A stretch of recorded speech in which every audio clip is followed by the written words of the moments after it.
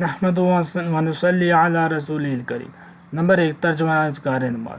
باللہ اللہ کی مدد سے، من الشیطان شیطان سے، الرجیم مردود، اعوذ باللہ من الشیطان الرجیم، میں اللہ تعالیٰ کی پناہ چاہتا ہوں شیطان مردود سے۔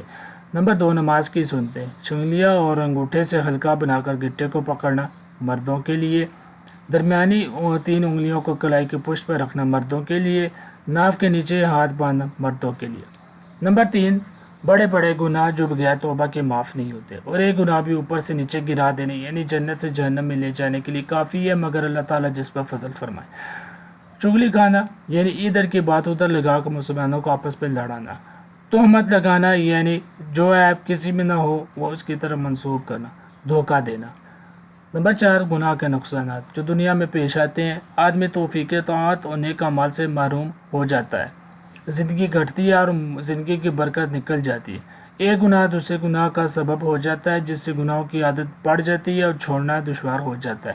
نمبر 5 طاعت کی فائدے جو دنیا میں ملتے ہیں، مالی نقصان کی تلافی ہو جاتی ہے اور نعمت بدل مل جاتا ہے۔